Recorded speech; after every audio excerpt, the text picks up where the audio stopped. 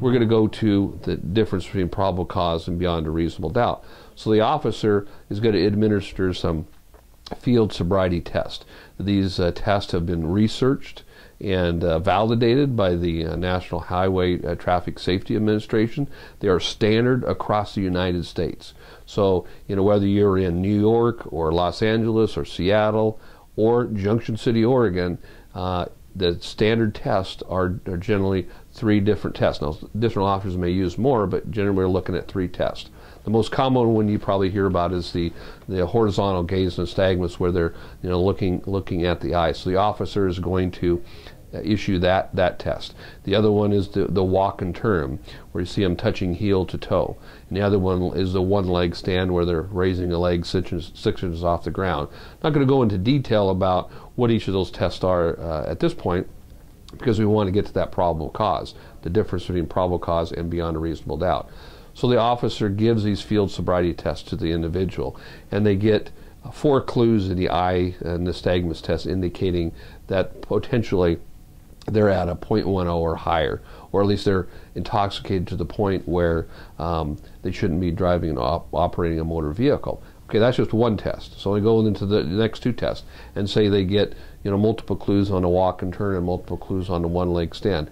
Now the officer, rather than just have probable cause of bloodshot eyes or slurred speech or fumbling the documents when they're getting an odor emitting from the car, now they've tilted the scales a little bit farther, where they have now more evidence of beyond a reasonable doubt. More evidence that this person, because they cannot perform these tests successfully, that they are under the influence to a perceptible degree where they should not be driving a motor vehicle and likely to endanger themselves, themselves or others in the car or others on the road. And as you know, on Highway 99 here, the stretch in Junction City, since we expanded city limits, we've had a number of fatal accidents that have involved DUI. High speeds produce very serious accidents, and that could likely cause death as well. So, when you cannot perform those field sobriety tests, and you're driving 65, 70, or 75, you're speeding down the highway,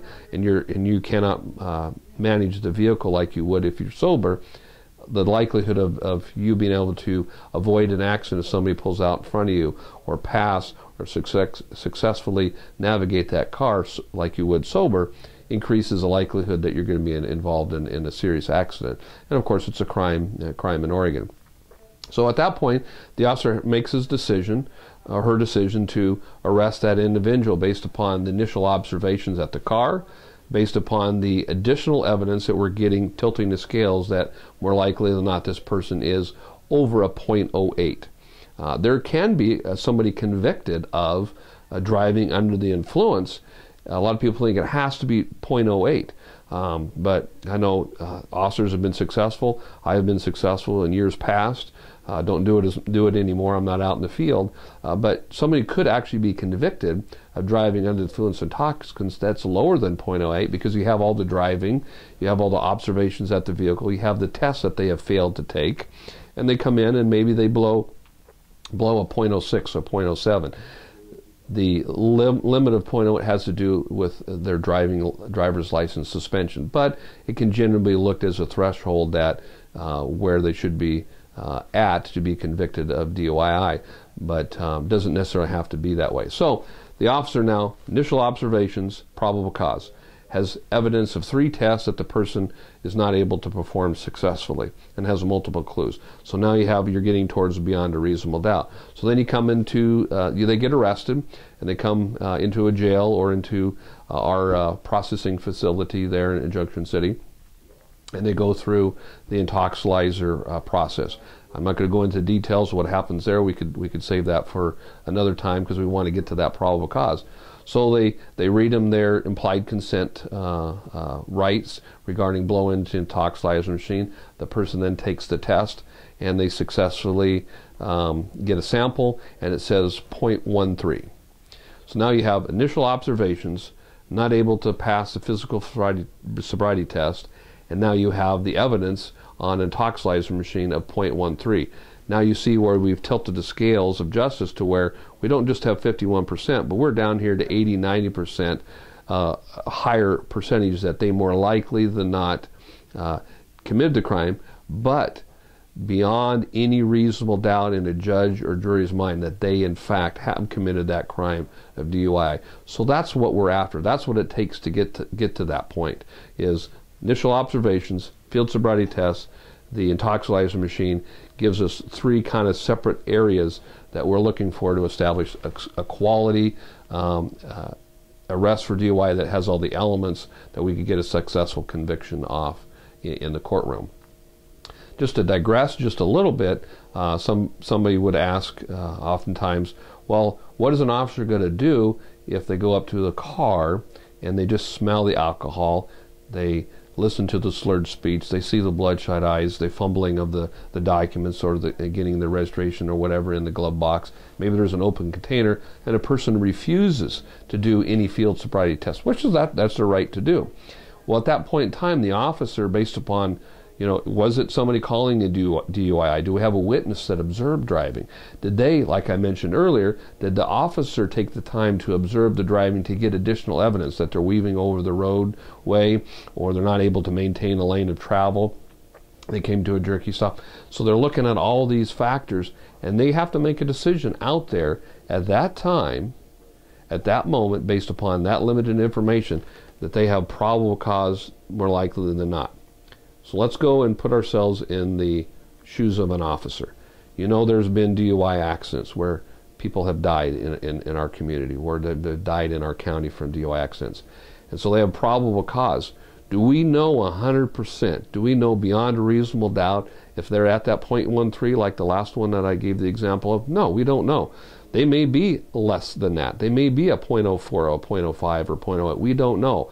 But the officer has to make a judgment call at that time based on the totality of the circumstances, based upon probable cause. More likely than not, they've committed DUI, and they'll arrest that individual based upon that.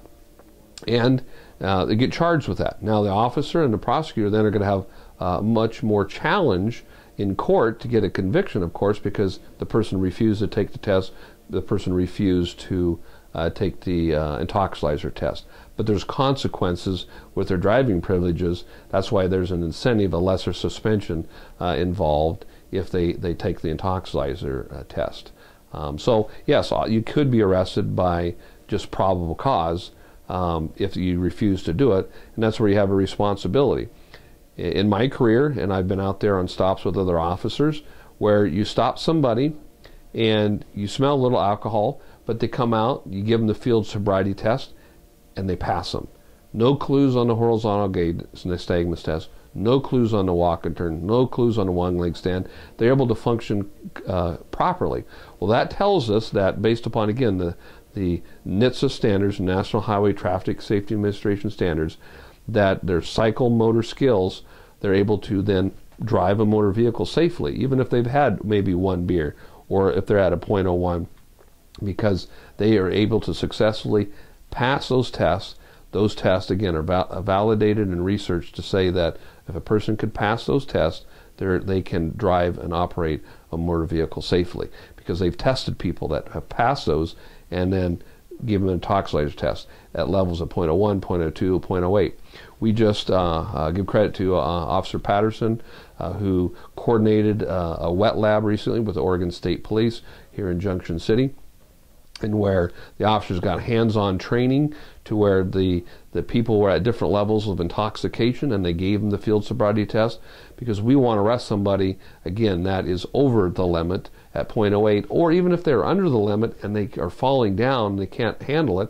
Say a young boy that's 16 years of age driving a car that's soaking wet. He's 120 pounds. He's never had experience drinking alcohol, and he has 2 or 3 beers, and maybe his alcohol level is 0.03 to 0.05, but his car is all over the road. Well, obviously he's DUI, even though his legal limit's lower. So it just depends. You get a large tough football player that, very, 260, 280 pounds solid muscle that has a couple of beers and they smell like alcohol, but they come out and they take field sobriety tests and they pass them all, well, because their body could absorb that.